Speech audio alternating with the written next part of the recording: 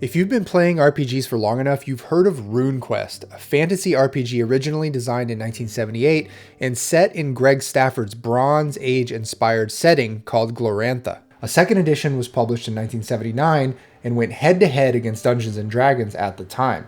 A third edition came out in 1984, and to make a very long story short, in 2017 a 7th edition was previewed by Chaosium and fully released a year later called Runequest Roleplaying in Glorantha. This version is referred to as RQG and is the subject of this video. I think it's always worth reading a game that has been around for over 40 years and which makes it to its 7th edition.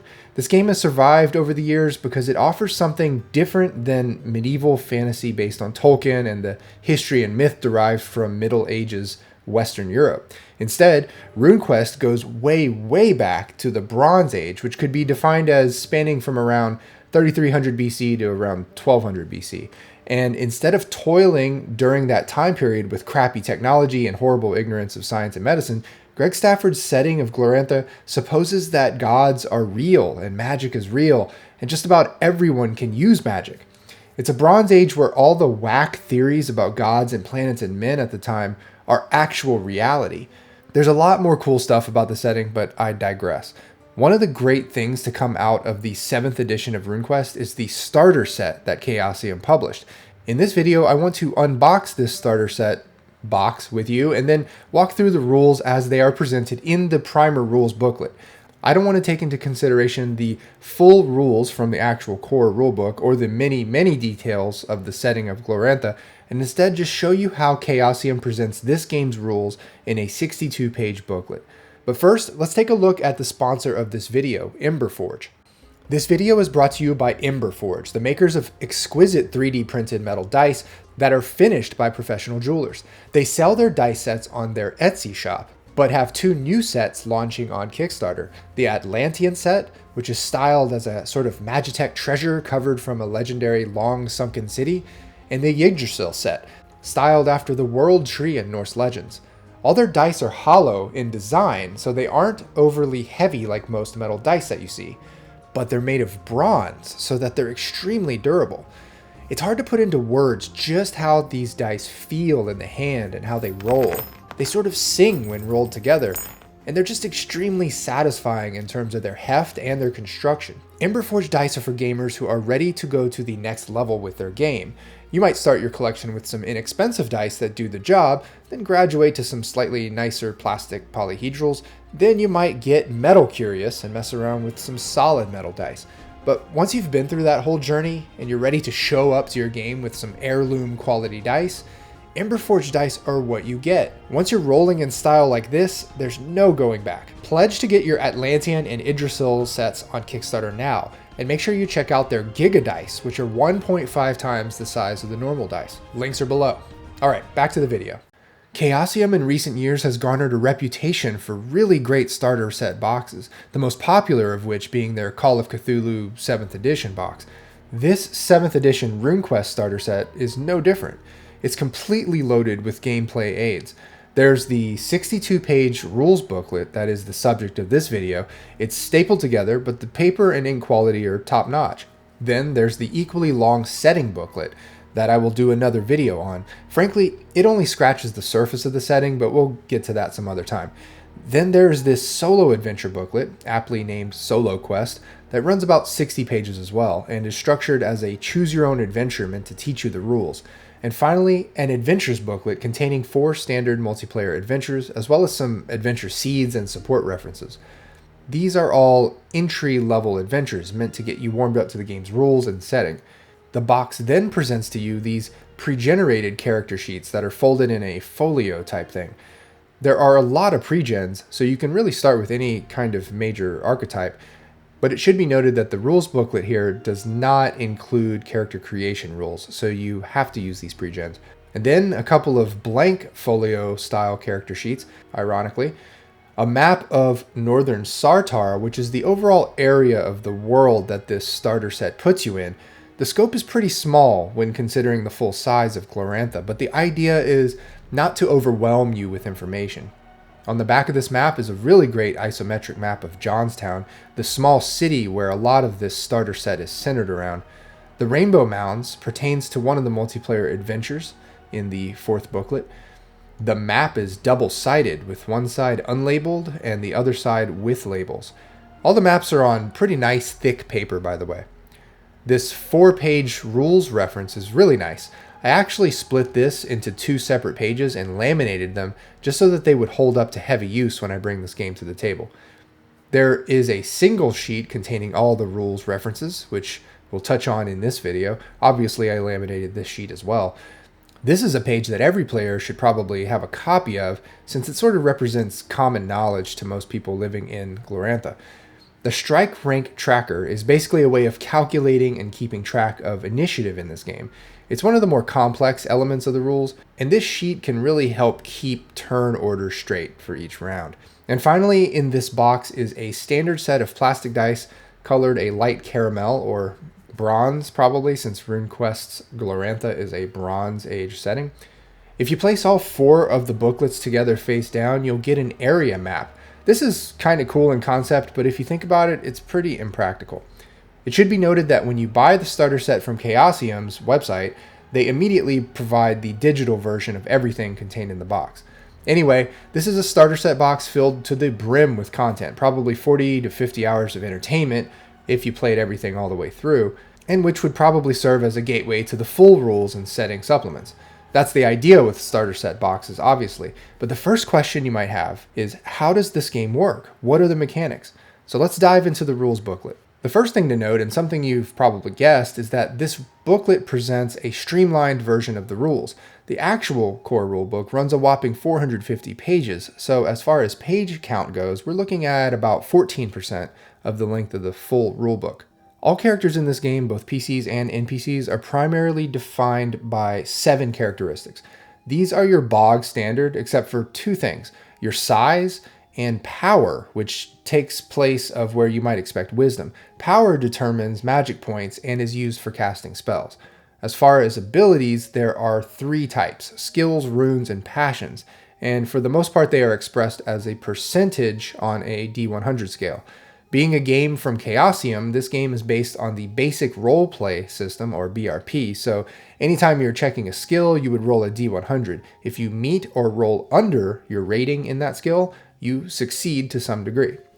If you need to test one of your 7 core stats, in most cases you would multiply that core stat by 5 and then try to meet or roll under that value with a D100 roll.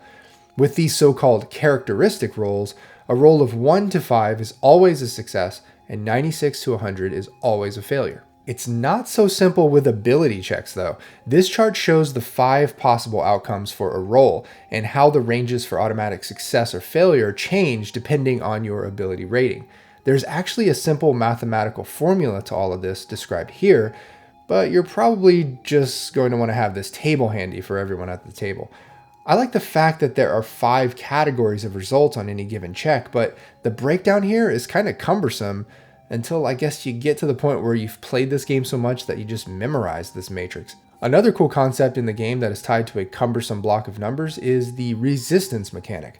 The idea is that in some situations where you're pitting one characteristics or object's core stat against another's, it calls for a resistance roll. In these kinds of rolls, there's always only one roll, and it's usually made by the player rather than the GM if possible. In the fiction, there is the active character and the passive character, and that's how you use this chart. So say for example, your character is trying to lift a heavy metal gate and your strength rating is 15. You're the active component, and the gate, which let's say has a size rating of 11, is the passive one. So you check this table here where 15 is the active against 11 as the passive characteristic, and you get 70. You'd have to roll 70 or less on a D100 to successfully lift the gate. So yeah, you'll need to have this table ready for reference at all times. Another interesting rules concept is augmenting a roll. This comes in several flavors in the game, the first of which is augmenting ability rolls with an ability. You can actually nominate a supporting ability to help any other ability that you're rolling on, with the risk of messing up that main ability's roll. Here are the possibilities here. It's a pretty complex concept at first, but one that is fully embraced in this game. And you modify ability checks not just with abilities, but with other kinds of things as well that we'll cover. And in case you're a Call of Cthulhu fan, here's a short list of differences between RQG and that game. Incidentally, it says that Runequest doesn't have pushed rolls, but you can reattempt ability rolls at a negative 20% penalty. I would like to note here that all these fun little mechanics can potentially make for some really long turns. Just with the rules stated on this page, between augmenting an ability roll and reattempting that roll, that could account for 4 rolls of the dice on a single ability attempt, which can be really boring and dragged out for everyone else at the table, potentially. As far as the listed skills, which you'll find on your character sheet, I was struck by the specificity and redundancy of a lot of them. For example, Drive Chariot is a skill, which is pretty specific. Speak Own Language is another oddly specific one. Farm is a skill that I'm not sure you're going to use that often. Peaceful Cut, where you are rated on how well you can sacrifice an animal without it freaking out and making a mess, is just one of those where I think it could have been lumped into maybe a more general skill. Sense Assassin is another one of those. The skills Listen, Scan, and Search, for example, are to be distinguished from Sense Assassin. And right here you have Conceal and Sleight as 2 separate skills, which I just had a hard time parsing. Anyway, as with all BRP-based games, anytime you use a skill meaningfully, as in roll for it, you put a checkbox next to it. Then during downtime in the fiction, you can decide if you want to level up that skill. I'm not sure why you would ever decide against improving it, to be honest. Passions are a unique component of Runequest, where your character possesses virtually any kind of ongoing human emotion or intrinsic motivation, and that so-called passion is rated just like a skill. You can roll on a passion in order to augment an ability, just like how you saw that you were able to augment an ability using another ability. The possibilities for success and failure are identical here, except that on fumbles, you can potentially lose the passion completely and create its opposite passion, depending on if it makes sense in the story.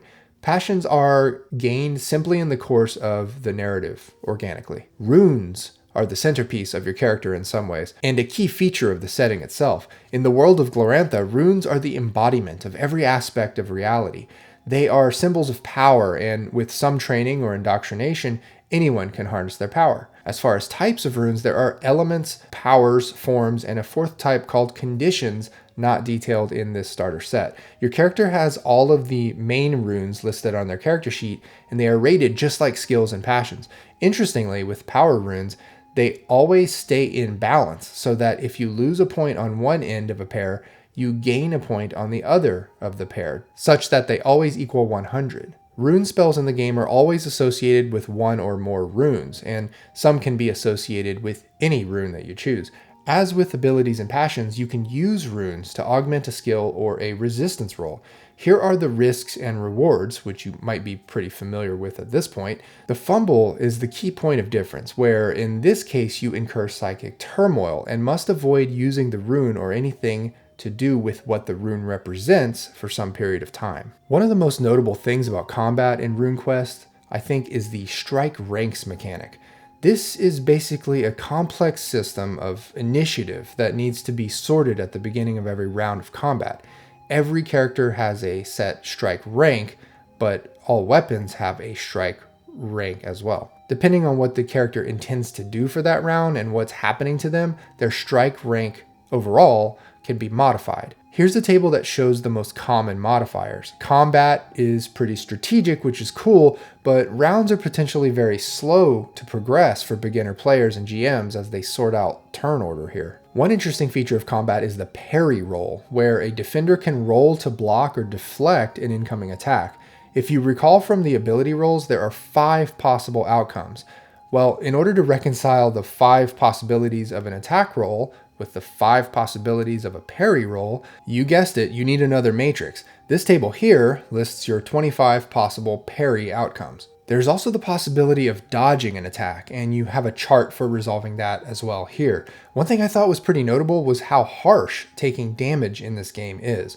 You take damage either to your limbs, abdomen, chest, or head, which each have their own pool of hit points. If your total hit points reach 0 or less and you are not stabilized or healed by the end of that round, you die. And if you have only 1 or 2 hit points remaining, you're unconscious. You lose a limb instantly if that part of your body receives 3 times its HP capacity in one blow, and if a blow of that magnitude lands on your abdomen, chest, or head, it's instant death. It is noted up here, however, that in Glorantha, healing magic is fairly commonplace and that most anyone can use it. Magic is presented largely as 2 types in this starter set: minor spirit magic and rune magic. When you want to cast a spell, it's just like making any kind of check with a D100, except, and I find this to be very unfortunate, critical and special results usually have no effect. You can burn magic points to boost your casting roll and augment your casting chances by rolling other abilities in support. The 37 spirit magic spells in this booklet are basically like low-powered cantrips, and you can cast them by rolling against your power attribute times 5 and spend the cost in magic points. You need to make sure your magic points don't reach 0 because you'll fall unconscious, and they only regenerate at 1/4 of your total every 6 hours. There's this whole other pool of points called rune points, and they're gained by permanent sacrifices of power to one's god. They can be replenished only through worship on special religious days, wherein there's a whole Gloranthan calendar that you have to refer to for those. Anyway, casting a rune spell requires spending the cost in rune points and then rolling against your rune rating for that spell's associated rune. If you roll a critical, you don't have to pay the rune points to cast, but on a fumble, you both lose the points and don't cast the spell either. There are a ton of rune spells listed here, about 102 by my estimate. Since in this game, virtually every PC can use magic, this is where a lot of the gameplay variation for the player can be found. Just as with any big list of spells, some are more complex and powerful than others, but your access to them is very simply controlled by the cost in precious rune points. A fair number of these rune spells are stackable whenever you see the cost listed as 1+, so you can spend more to get more. As harsh as this game is, there is a resurrect spell here that isn't too punishing.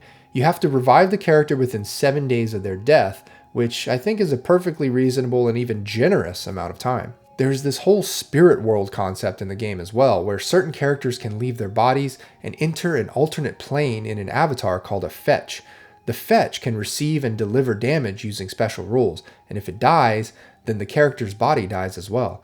There actually isn't much discussion of this whole concept, but it gets an entire chapter in the full core rulebook. The last 6 pages of the booklet cover spot rules like darkness, disarming, drowning, falling, and all of that. Alright, so here are my thoughts on the Runequest game mechanics as presented in the RQG starter set. Ability results table is cumbersome. I definitely get what they're going for here, which is creating a probability step relation between your ability rating and the chance of criticals and fumbles and everything in between. But come on, this is kind of gnarly. And to a lesser degree, the resistance table for the core attribute battles and the big parry table are just very unintuitively designed components that force you to reference things all the time instead of having memorizable rules. Strike ranks as barrier for beginners.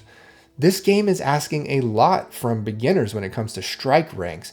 I didn't really get into the specifics in this video, but sorting out turn order at the beginning of every round could be a real mood killer for a lot of new players and GMs who just want to get on with it. I was surprised that there wasn't a simpler alternative to strike ranks that neophytes could opt for. Awkward skills list. I just can't get over the list of skills. There is just a lot of strange specificity and clear overlap with some of these skills. No character creation. The starter set provides a boatload of pre-generated characters, but not the rules for creating your own character. This isn't that big of a deal, but I just had to point that out as the reason why I wasn't able to explain things like starting stats and spell acquisition in this video. Connection between mechanics and setting. Again, this rules booklet isn't even 20% of the full rulebook, so you don't quite see all the connective tissue between the rules and the setting, but you get hints of it. The strongest evidence of this is the runes table itself, which lists all these gods associated with each rune. Rest assured, in the copious setting books, these gods and their associated cults are amply described, and there is a wealth of information backing each of these runes, which in turn are used for powerful spells in-game.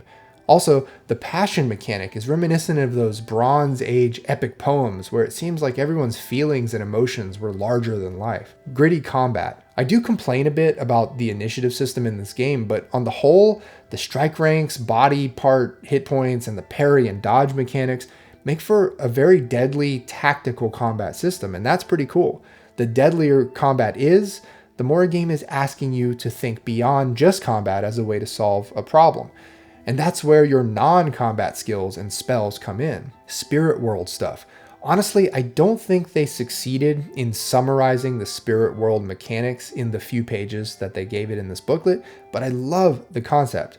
This kind of goes back to the point about mechanics connecting with the setting, where in this case, you're in a world where the spiritual realm or realms are very much real, and you can go there to accomplish things or die. So there you have it, the Runequest Role-Playing in Glorantha Starter Set Rules booklet. I hope you have a slightly better idea of what Runequest is all about from a mechanics perspective. In my next and final video covering the starter set, I'll be covering the booklet on the setting, where we'll take a look at how Chaosium presents the world of Glorantha in a very short 60 pages or so. It's pretty much an impossible task, but you'll still be amazed at the world that they're able to reveal if you don't know anything about Glorantha. I'd like to know your thoughts on this 7th edition of Runequest and what your experience has been with Runequest over the years. Please leave your thoughts down in the comments, and if you'd like to keep this content flowing, please consider joining my Patreon. Links for everything are below. Thanks for watching. See you in the next video.